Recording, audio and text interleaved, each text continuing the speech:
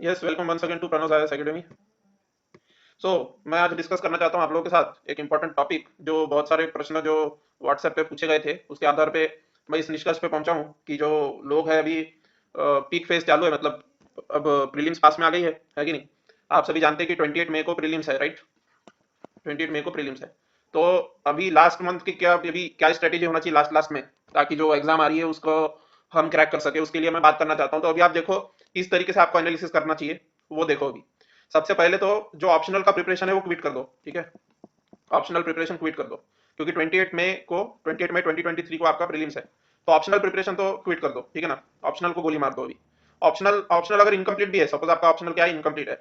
अगर इनकम्प्लीट भी है आपका ऑप्शनल, तो भी ऑप्शनल को छोड़ दो अभी के लिए, पूरी तरीके से क्विट कर दो। जैसे ही आपका 28 मई को प्रीलिम्स, आप जब पेपर देके आओगे तो आपको पता चल जाएगा कि निकल रहा है कि नहीं निकल रहा है, ठीक है ना। एक आभास हो जाता है मन को, एक मन को पता चल जाता है कि मेरा निकलेगा कि नहीं निकलेगा। अगर आपका निकल रहा है तो आप ऑप्शनल की प्रिपरेशन कर लेना। जो 3 महीने रहेंगे, जो मेंस जो है वो सितंबर में रहेगा, ठीक है ना। तो मई जून जुलाई अगस्त सितंबर, अगस्त में रहेगा शायद मेंस, अगस्त के एंड में। तो अगस्त के एंड में या सितंबर के फर्स्ट वीक में जब मेंस रहेगा, तब तक के लिए आप इसको क्विट कर दो, ऑप्शनल को क्विट कर दो। 28 मई से सितंबर तक के आप ऑप्शनल की प्रिपरेशन करना। अभी अगर ऑप्शनल इनकम्प्लीट भी है तो भी ऑप्शनल की प्रिपरेशन छोड़ दो, ठीक है ना। तो अभी मैं आपको बताता हूँ क्या करना है आपको प्रीलिम्स के लिए। तो सबसे पहले तो नंबर ऑफ डेज कैलकुलेट करो। कैसे करोगे कैलकुलेट? देखो 23 जनवरी जा चुकी है, 24 जनवरी 2023, राइट। आपके पास कितने दिन है? जनवरी 31, ठीक है। जनवरी 31 तक के आपके पास दिन है, तो कितने दिन हुए ये हुए 24, 25, 26, 27, 28, 29, 30, 31। ओके, तो यहाँ पे मैं पकड़ लेता हूँ 7 डेज, ठीक है। यहाँ से पकड़ लेता हूँ 7 डेज।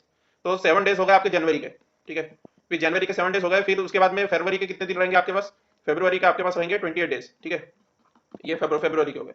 फिर मार्च के कितने रहेंगे आपके पास? जनवरी फरवरी मार्च, ठीक है ना। तो मार्च के 31 डेज रहेंगे। अप्रैल, मार्च अप्रैल, अप्रैल के आपके पास 30 दिन रहेंगे। और मई जो है, मई के आप 20 ही दिन पकड़ो, ठीक है ना। 20 डेज ही पकड़ो मई के। तो कितना हो गया ये आपका, कैलकुलेट करो जरा।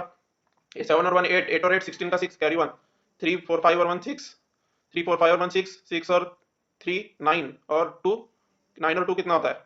9 और 2 हो जाएगा 11, ठीक है ना। तो ये हो जाएगा 116 डेज है आपके पास, ठीक है। तो मैं इस 116 डेज को रिड्यूस कर रहा हूँ मैं इसको बोल रहा हूँ आपके पास 100 ही दिन है, ठीक है। क्योंकि 16 डेज मान लो आपके वेस्ट हो जाएंगे, ठीक है ना। 16 डेज आपके वेस्ट हो जाएंगे, आपके पास 100 ही दिन है ऐसा पकड़ के चलो, ठीक है। तो 100 दिन मान रहा हूँ मैं, तो 100 दिन में क्या क्या करना है आपको, 100 डेज में क्या करें। तो आपके पास भाई साहब क्या क्या सब्जेक्ट है? साइंस एंड टेक है, ठीक है। साइंस एंड टेक है, आपके पास हिस्ट्री है, आपके पास ज्योग्राफी है, ठीक है। आपके पास पॉलिटी है, आपके पास इकोनॉमी है, ठीक है। इकोनॉमी है, एनवायरमेंट है, और आपके पास आर्ट एंड कल्चर है, ठीक है ना। तो 100 दिन को कैसे डिवाइड करोगे भाई साहब? देखो 100 दिन को कुछ इस तरीके से डिवाइड करो, 1 2 3 4 5 और 6, 6 6 क्या हो गए? 6 जॉइंट हो गए। तो डिवाइडेड बाई 6 कर दो। तो डिवाइडेड बाई 6 करोगे तो क्या आएगा? 6 1 6, 6 6 36, 16 डेज आ रहे हैं, ठीक है। तो इसको दे दो आप 14 दिन, इसको दे दो आप 14 दिन, इसको दे दो आप 14 दिन, इसको दे दो आप 14 दिन, इसको दे दो आप 14 दिन, इसको दे दो आप 14 दिन, ठीक है ना। तो ये 16 हो रहा था यहाँ पे, तो कितने कितने बचा? यहाँ से 2 बचा लिए, यहाँ से 2 बचा लिए। तो 1 2 3 4 5 और 6, 2 6 12, ठीक है ना। तो इसको 8 दिन दे दो, आर्ट एंड कल्चर को 8 दिन दे दो, ठीक है ना। तो इस तरीके से आप अपना बांट लो शेड्यूल को, क्योंकि ये जो जाइंट्स है, science and tech, history, geography, polity, environment, economy, ठीक है ना। ये देखो आर्ट एंड कल्चर को लास्ट में करना, आर्ट एंड कल्चर को सबसे लास्ट में करना, सबसे आखिरी में। सबसे पहले शुरुआत करो, जो भी इनमें से स्ट्रांग होगा आपका उससे शुरुआत करो, ठीक है ना। और एंड तक लेके जाओ, ठीक है। और इस तरीके से करो। और मॉक्स मॉक्स की जो बात है, अगर तो मॉक्स में जो है, मॉक्स में अभी कितने नंबर आ रहे हैं उस पर ध्यान मत दो। जैसे अभी क्या फरवरी चालू हो जाएगा, अभी जनवरी चालू है, ठीक है। जनवरी 24 है कल, कल जनवरी 24 2023 है, राइट।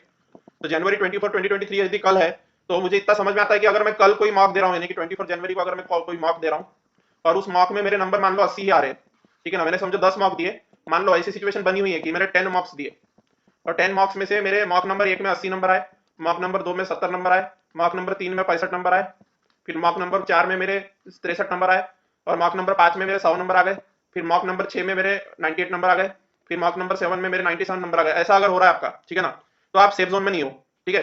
अभी मॉक पे कितने नंबर आ रहे हैं उस पर ध्यान ही मत दो बेसिकली, ठीक है ना। मॉक में कितने नंबर आ रहे हैं उस पर अभी ध्यान ही मत दो। क्यों मत दो ध्यान? क्योंकि अभी आपके पास 3 4 महीने बाकी है। अभी कितने दिन बाकी है आपके पास? 100 दिन बाकी है। You have still 100 days in your hand, ठीक है ना। तो 100 दिन अभी भी बाकी है आपके पास। चूंकि 100 दिन आपके पास बाकी है, इसलिए आप इस चीज पे ध्यान मत दो कि मेरे मॉक में कितने नंबर आ रहे हैं। आपका जो मिनिमम मॉक स्कोर क्या होना चाहिए? मिनिमम मॉक स्कोर, मॉक का मिनिमम स्कोर आपका होना चाहिए 105। कहीं की भी मॉक दे रहे हो, ठीक है ना, मॉक का मिनिमम स्कोर 105 होना चाहिए, ठीक है। तो आपके नंबर कैसे आने चाहिए मॉक्स में? मॉक नंबर 1 में आपके 105 नंबर आए, मॉक नंबर 2 में आपके 110 नंबर आ गए, मॉक नंबर 3 में आपके 103 नंबर आए, मॉक नंबर 4 में आपके 102 आए, फिर मॉक नंबर 5 में आपके 106 आए, फिर मॉक नंबर 7 में आपके 110 आ गए। इस तरीके से नंबर अगर आपके आ रहे हैं तो आप सेफ जोन में हो, ठीक है ना। मॉक नंबर 8 में आपके 113 आ गए, ठीक है। फिर मॉक नंबर 9 में आपके समझो 99 आ गए, ठीक है ना। तो इस तरीके से फिर मॉक नंबर 10 में आपके 107 आ गए। तो इस तरीके के अगर नंबर आ रहे हैं तो आप सेफ जोन में हो। पर अगर ऐसे नंबर आ रहे कि 63, 65, फिर 66, फिर 88, फिर एकदम से आ गए 90, फिर आ गए 71, फिर इस तरीके के नंबर आ रहे हैं अगर मॉक्स में, एक से ज्यादा मॉक देके देखना, एक मॉक पे जज नहीं करना, ठीक है ना। तो ये जो स्कोर्स है, ये वाले स्कोर्स अगर आ रहे हैं मॉक में तो सेफ जोन में हो, ये जो 10 जो नंबर लिखे यहाँ पे, ठीक है ना। पर अगर मॉक में ऐसे स्कोर आ रहे हैं 60 70 वगैरह, तो सेफ जोन में नहीं हो। तो मॉक के स्कोर को कब जज करोगे? मॉक्स के जो स्कोर्स है उसको जज अभी मत करो, डू नॉट गेट जजमेंटल, ठीक है ना। जजमेंटल नहीं होना अभी, ठीक है। अभी जज मत करो। जज कब करना? मान लो अभी 28 मई 2023 को आपका प्रीलिम्स है, ठीक है। और मान लो आप मॉक दे रहे हो 23 मई को, मान लो आपने 23 मई 2023 को मॉक दिया, ठीक है, यू गेव अ मॉक, ठीक है। और मान लो उसके 10 दिन पहले से आप 13 मई से 23 मई के बीच में जितने भी मॉक दे रहे हो, ठीक है, यहां से लेके यहां तक समझो मॉक दिया आपने, और ये 13 मई से 23 मई के बीच के जितने भी मॉक है उसमें अगर मिनिमम स्कोर 105 नहीं आ रहा है, ठीक है। मान लो आपने मॉक दिए 13 मई से 23 मई के बीच में मॉक दिए और 10 मॉक दिए, तो पहला मॉक दिया आपने 13 मई को, ठीक है, पहला मॉक दिया 13 मई को, उसमें एक बच्चे को आ रहे 65, दूसरे बच्चे को आ रहे 103, ठीक है। फिर 14 मई को मॉक दिए तो एक बच्चे को आ रहे समझो 63, दूसरे बच्चे को आ रहे 104, ठीक है। फिर 15 मई को मॉक दिए तो एक बच्चे को आ रहे समझो 59, दूसरे बच्चे को आ रहे 98, ठीक है। फिर 16 मई को मॉक दिए, ठीक है, तो एक बच्चे को आ रहे 71, दूसरे बच्चे को आ रहे 108, ठीक है ना। फिर 17 मई को मॉक दिए, ठीक है। फिर 17 मई को मॉक दिए तो एक बच्चे को आए 59 और उसी का करस्पॉन्डिंग जो दूसरा बच्चा है उसको आए 94, ठीक है ना। फिर 18 मई को मॉक दिए, ठीक है, तो एक बच्चे को 63 आए, दूसरे बच्चे को आए 109, ठीक है। फिर 19 को दिए, इस तरीके से देते गए आप अगर, ठीक है। तो जो इधर साइड वाला जो बच्चा है, इधर साइड वाला बच्चा, ये वाला बच्चा, ये सेफ जोन में है, ठीक है ना। ये वाला बच्चा सेफ जोन में, ये वाला बच्चा सेफ जोन में, और ये वाला जो बच्चा है ये दूसरा वाला, ठीक है ना, जिसको 65 63 ये जो नंबर आ रहे हैं, ठीक है ना, ये रेड जोन में है, ये रेड जोन में है, ठीक है। तो ये जो ब्लू वाले ब्लू बॉक्स में जैसे नंबर दिख रहा है, ऐसे नंबर अगर आ रहे हैं आपके 13 मई से लेके 23 मई के बीच में, 13 मई से लेके 23 मई के बीच में, ठीक है, 23 मई तक दे रहे हो समझो आप मॉक, ठीक है। तो अगर ऐसे नंबर आपके आ रहे हैं जो ब्लू बॉक्स में है तो आप सेफ जोन में हो, ठीक है ना। और अगर ऐसे नंबर आ रहे हैं जो रेड बॉक्स में है तो आप सेफ जोन में नहीं हो। पर ये जज कब करना है? ये जज तभी करना जब आप मई का महीना चालू हो जाए, 13 मई से लेके 23 मई के बीच में, इसके बीच के मॉक्स के बीच के मॉक्स के बदौलत, ठीक है, 13 मई से 23 मई के बीच के मार्क्स के बदौलत ही खुद को जज करना।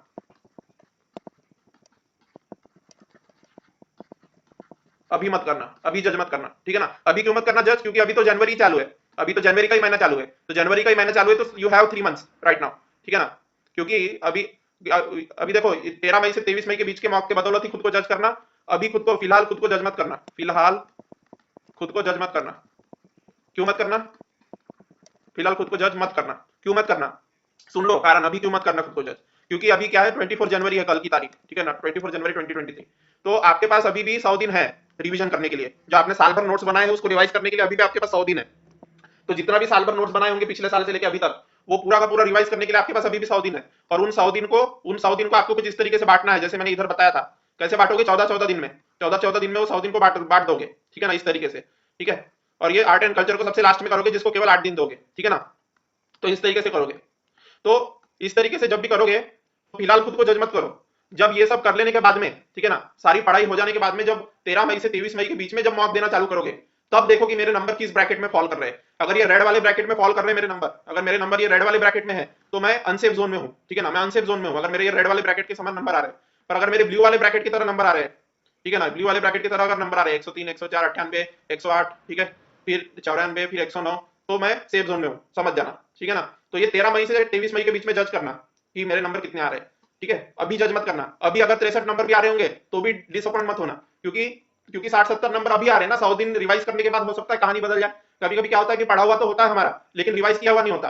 तो अगर पढ़ा हुआ है और रिवाइज किया हुआ नहीं है तो उस केस में आप पूरा का पूरा 100 दिन जी जान लगा दो, जितने भी साल भर नोट्स बनाए उसको पूरा रिवाइज करो, उसके बाद में जज करना 13 मई से 23 मई के बीच में। अभी मेरे स्कोर, अभी कुछ बच्चे बोल रहे हैं कि मेरे स्कोर एकदम 60-70 ही आ रहे सर अभी, ठीक है ना, अभी मेरे स्कोर एकदम 60-70 ही आ रहे, तो कुछ नहीं, 100 दिन मेहनत करके देखो, हो सकता है 108 94 98 ऐसे स्कोर आने लग जाए। अगर ऐसे स्कोर आने लगे तो सेफ जोन में हो, और अगर 13 मई से 23 मई के बीच में भी अगर यही स्कोर कंटिन्यू रहा, ठीक है ना, अगर 13 मई से लेके 23 मई के बीच में जो मॉक दे रहे हो 10 दिन, उसमें भी अगर ये रेड रेड वाला ही स्कोर कंटिन्यू रहा, 60 70 60 70 80 60 70 80 60 70 80 ऐसे ही स्कोर आते रहा, तो समझ जाना कि मैं रेड जोन में हूं, मेरा प्रीलिम्स नहीं निकलने वाला है, समझ जाना, ठीक है ना। फिर उस केस में क्या करोगे, अगर रेड वाला ही स्कोर आ रहा है, ठीक है ना, अगर रेड वाला ही स्कोर आ रहा है मेरा, तो उस केस में क्या करना है, उस केस में देखना है, क्या देखना है कि मेरे कितने, how many attempts I have left, okay.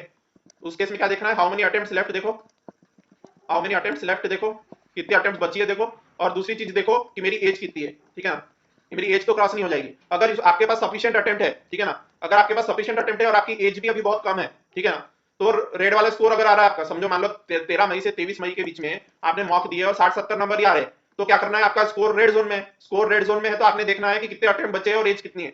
अगर अटेम्प्ट सफिशिएंट नहीं है, एज भी खत्म होने वाली है, तो अटेम्प्ट दे देना रेड स्कोर होने के बावजूद, रेड में स्कोर होने के बावजूद अटेम्प्ट दे देना। अगर ज्यादा अटेम्प्ट नहीं बचे हैं और एज भी क्रॉस होने वाली है, ठीक है ना, तो उस केस में रेड जोन में भी रहा तो भी अटेम्प्ट दे देना। पर अगर सफिशिएंट अटेम्प्ट है, पर अगर सफिशिएंट अटेम्प्ट बचे और एज भी बहुत बाकी है, तो ये रेड जोन में भी स्कोर आया तो भी अटेम्प्ट दे, तो अटेम्प्ट मत देना, ठीक है ना, अटेम्प्ट बचा लेना।